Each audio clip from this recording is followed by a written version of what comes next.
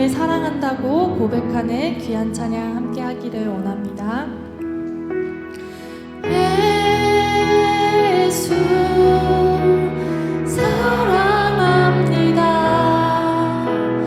사랑합니다. 온 마음 다하여 오직 주님 한 분만 간절히 더 원합니다. 예수 사랑합니다. 예수 사랑합니다. 사랑합니다. 온 마음 다하여 오직 주님 한 분만 간절히 더 원합니다. 예수 사랑합니다. 예수 사랑합니다. 사랑합니다. 온 마음 다하여 오직 주님 한 분만 간절히 더 원합니다. 넘쳐나네 넘쳐나네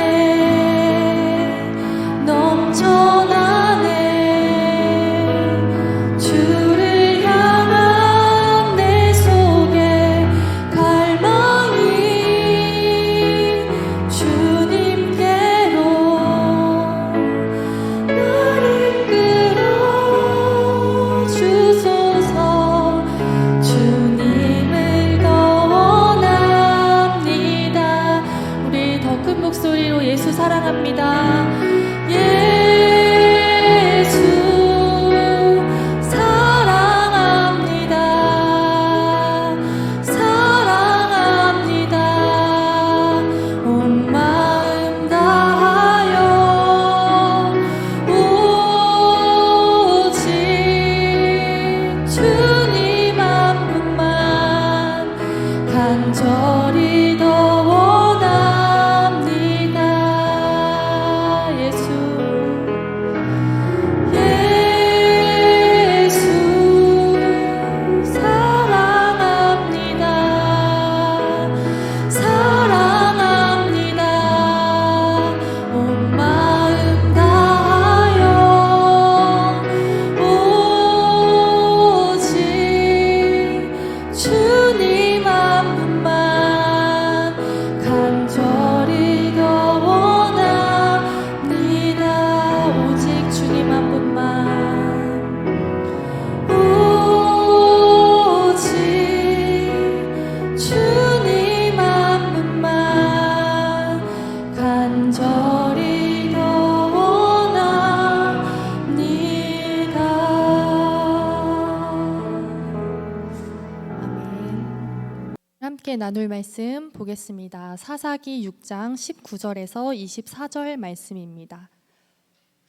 사사기 6장 19절에서 24절 말씀을 한 목소리로 봉독하겠습니다.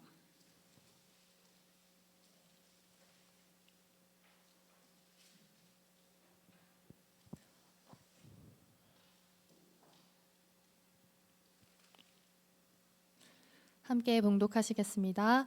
기드온이 가서 염소 새끼 하나를 준비하고 가루 한 에바로 무교병을 만들고 고기를 소쿠리에 담고 국을 양푼에 담아 상수리 나무 아래 그에게로 가져다가 드리매 하나님의 사자가 그에게 이르되 고기와 무교병을 가져다가 이 바위 위에 놓고 국을 부으라 하니 기드온이 그대로 하니라. 여호와의 사자가 손에 잡은 지팡이 끝을 내밀어 고기와 무교병에 대니 불이 바위에서 나와 고기와 무교병을 살랐고 여호와의 사자는 떠나서 보이지 아니한지라. 기드온이 그가 여호와의 사자인 줄 알고 이르되 슬프로소이다. 주 여호와여, 내가 여호와의 사자를 대면하여 보았나이다 하니 여호와께서 그에게 이르시되 너는 안심하라, 두려워하지 말라, 죽지 아니하리라 하시니라. 기드온이 여호와를 위하여 거기서 제단을 쌓고 그것을 여호와 샬롬이라 하였더라. 그것이 오늘까지 아비에셀 사람에게 속한 오브라에 있더라. 아멘. 담임 목사님께서 목회 계획과 휴양을 가심으로 오늘 말씀을 전하게 되었습니다. 평강의 하나님이라는 제목으로 함께 말씀 나누도록 하겠습니다. 오늘 본문 24절에서 기드온이 여호와를 위하여 제단을 쌓고 그곳의 이름을 여호와 샬롬이라 합니다. 우리가 교회에서 많이 하는 인사가 샬롬이라는 인사입니다. 평화, 평강이라는 뜻이죠. 하나님의 평강이 당신과 함께 하시기를 바랍니다. 이런 마음으로 우리가 함께 인사를 나눕니다. 다른 이들과 나눴던 이 샬롬의 인사를 지금 이 시간에는 내 마음에 손을 얹고 샬롬이라고 해봤으면 좋겠습니다. 해볼까요? 시작. 샬롬. 가슴에 손을 얹고 샬롬을 부르니 대답하기 쉽지 않은 성도님들도 계실 것이고 그것이 받아들여지는 분들도 계실 것입니다. 그러나 전쟁과 압제 가운데서 고통받는 한 사람이 평강의 하나님을 만나면서 변화되는 이 말씀을 통해 오늘 우리에게도 샬롬이 임하기를 소망합니다. 아멘. 여호수아가 죽고 이스라엘 자손들이 계속해서 하나님을 버리고 바알과 아스다롯을 섬기면서 하나님 앞에 악을 행하게 됩니다. 그러자 하나님은 이 백성을 깨우시려고 대적들의 손에 이스라엘 백성을 넘기시고 이스라엘 백성들은 그제야 하나님께 도와달라고 고통을 부르짖고 하나님은 사사들을 다시 세우셔서 이스라엘 백성들을 도우십니다. 그러자 이제 평안하여졌다 하면 이스라엘 백성들이 다시 우상을 섬기고 고통을 당하고 하나님은 다시 사사를 보내 그들을 구원하시고 계속해서 이 순서가 반복되고 있었습니다.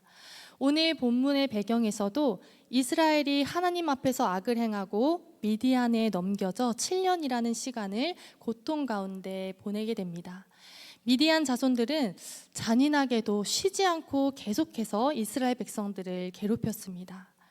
이스라엘 자손들은 미디안 사람들 때문에 이들을 피해서 산에서 웅덩이와 굴을 만들어 산성을 만들어서 지냈습니다.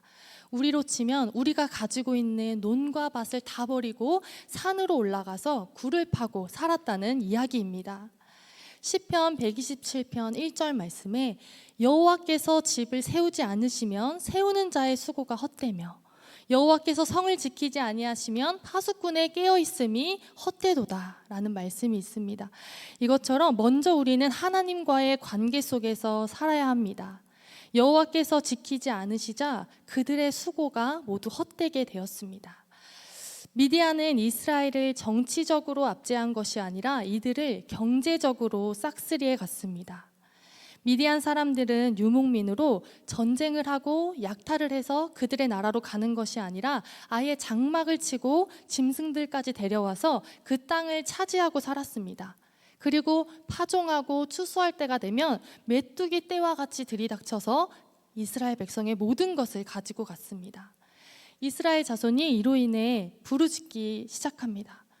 그러나 하나님은 오늘 읽은 말씀처럼 사사 기드온을 세우시는데 그 전에 먼저 하셨던 일이 있습니다. 먼저 하나님의 선지자를 보내서 책망하기 시작하십니다. 이스라엘을 애굽에서 인도하여 가나안 땅을 주시며 그들의 땅에 사는 신들을 두려워하지 말라고 말씀하셨는데 그들이 여호와의 목소리를 듣지 않았다라고 그들이 잘못한 것들을 그 현상에 대해서 정확하게 짚어주시고 회개하도록 하십니다. 그리고 그 후에 하나님의 사자를 보내 요아스의 아들 기드온을 세우십니다.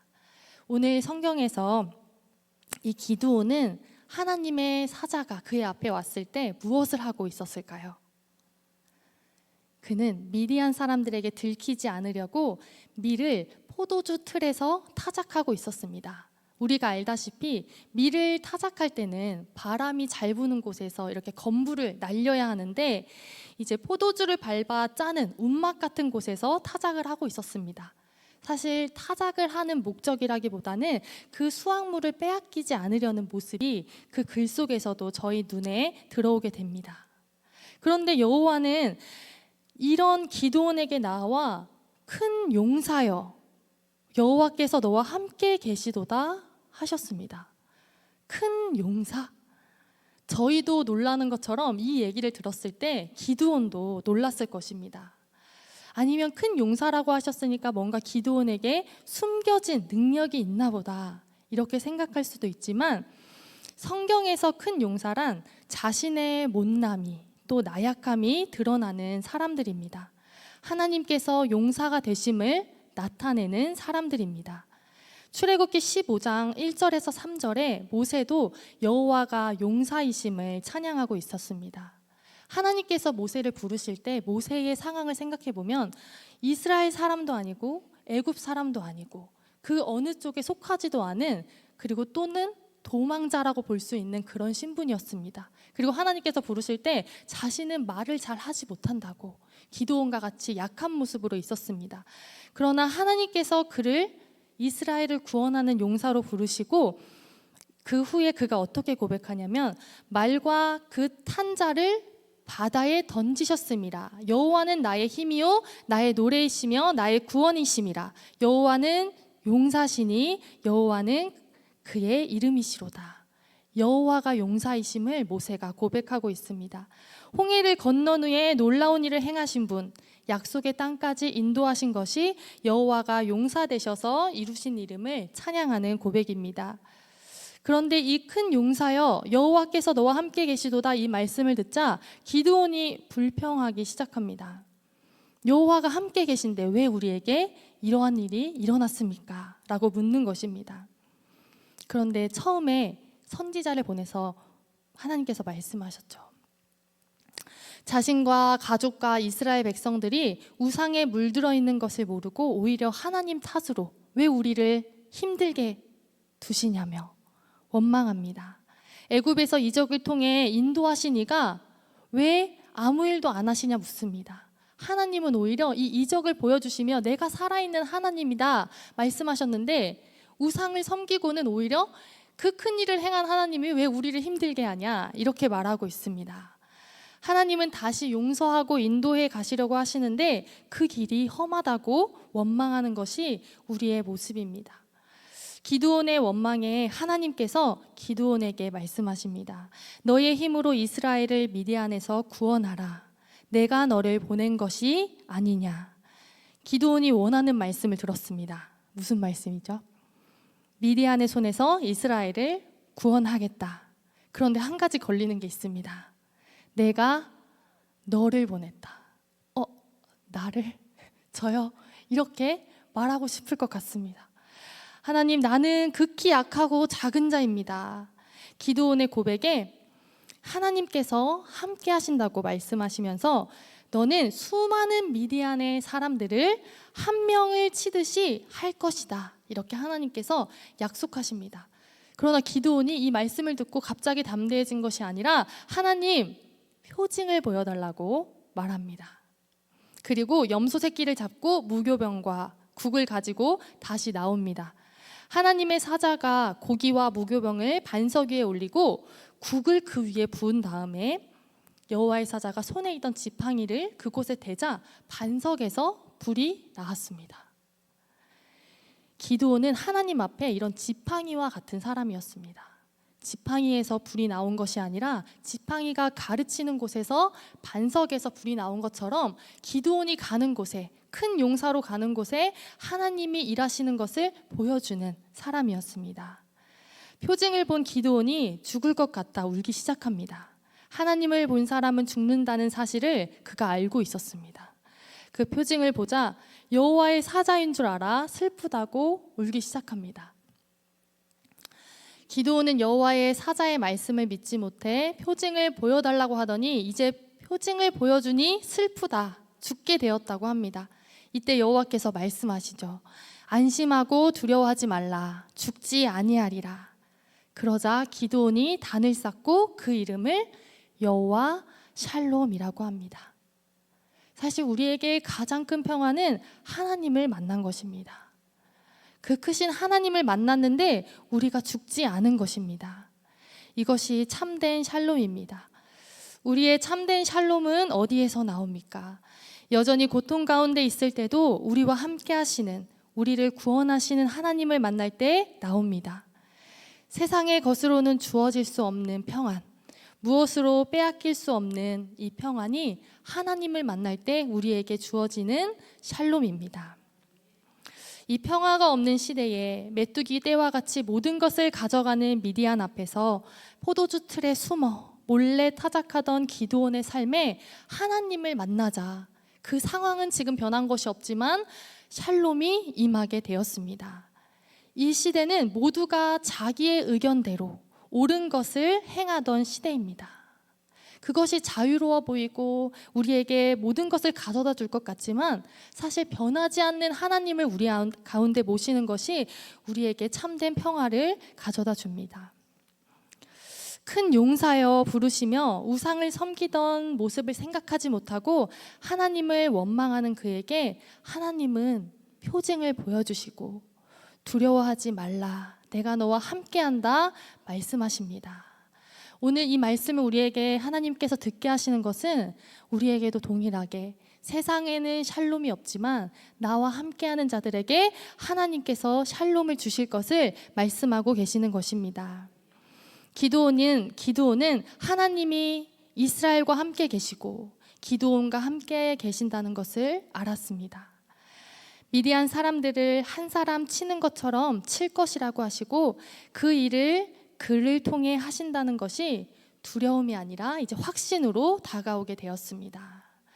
하나님은 결국 말씀하신 것을 다 이루셨고 그는 자기 집에 있던 바알을 먼저 헐어버렸습니다. 우리가 하나님 앞에서 이것을 섬길까 저것을 섬길까 머뭇머뭇하는 것이 아니라 하나님을 만난 사람들은 이제 나의 어떤 믿을 것이 아니라 오직 하나님만 믿을 것으로 결정하고 나아갑니다. 오늘 이 말씀을 들은 우리에게 동일한 하나님은, 기드온에게 임한 하나님은 우리에게 말씀하십니다. 큰 용사여, 내가 너와 함께하노라. 우리의 고난 가운데 부르짐을 듣고 하나님은 응답하십니다. 그러나 처음에 하시는 일은 그대로 하나님께서 모든 것을 들어주시는 것이 아니라 먼저 우리가 돌이켜야 할 것, 우리가 중간에 갈팡질팡하며 하나님 외에 섬기고 있는 것들을, 그 현상들의 원인을 분명히 하나님이 알게 하십니다. 그리고 그 표징을 구하는 우리에게 확신을 주시고 우리의 연약함 가운데 전능하신 하나님께서 샬롬을 부어주십니다. 우리가 앞으로는 상황이 아니라 옆에 계신 하나님을 바라보며 여호와 샬롬의 하나님을 힘입기를 소망합니다. 우리는 하나님이 부르신 이 세대의 큰 용사입니다.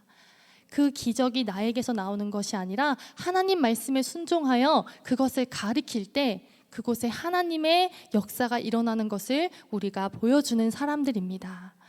이 샬롬이 없는 세상에서 샬롬을 주시는 하나님을 섬기는 우리가 우리의 마음에, 또 우리의 가정에, 우리의 교회에, 이 땅에 하나님의 샬롬을 이끌어오는 사람들이 되시기를 축복합니다. 아멘. 우리 이 시간 함께 찬양하겠습니다. 412장 함께 찬양하겠습니다.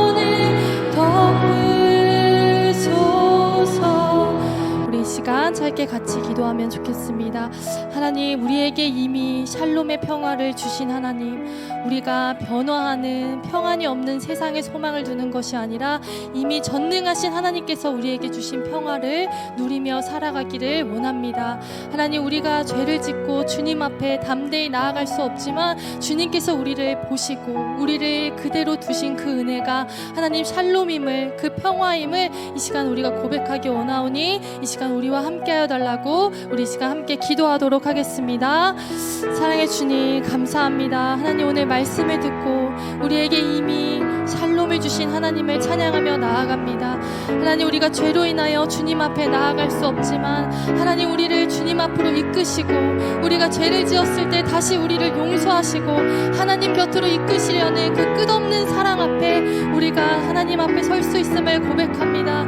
하나님, 그 은혜가 우리에게 이미 평화이고 샬롬인데 하나님, 우리를 왜 이렇게 힘들게 하시냐고 우리의 죄를 돌아보지 않고 하나님 세상의 기준을 두고 우리가 마음을 힘들게 하였습니다. 하나님, 용서하여 주시옵소서. 하나님, 이제 우리가 하나님으로 마음을 정합니다. 하나님, 기드온이 처음에 바알을 파쇄했던 것처럼 하나님, 우리 마음에 있는 우상과 세상에 둔 우리의 마음을 파쇄하며 하나님 앞에 우리의 마음을 두기를 원하오니 하나님, 우리에게 주님의 평화를, 주님의 샬롬을 임재하여 주시옵소서. 평강의 하나님, 평화의 하나님, 이 세상에 샬롬이 없는 이 세상 가운데 하나님의 평강을 입은 우리가 그 샬롬을 끌어오기를 원합니다. 하나님, 우리 가정 가운데, 우리 교회 가운데, 이 세상 가운데 우리가 샬롬의 하나님을 선포하며 우리가 주님의 이름을 가지고 인사하며 나아갈 수 있도록 인도하여 주옵소서. 하나님, 우리의 마음과 고민들이 있다면 하나님, 이 시간 주님의 평화로 가득 채워주시고 하나님이 우리와 함께 하신다는 그 자체만으로 우리가 그 은혜를 누리며 나아갈 수 있도록 주여 인도하여 주시옵소서.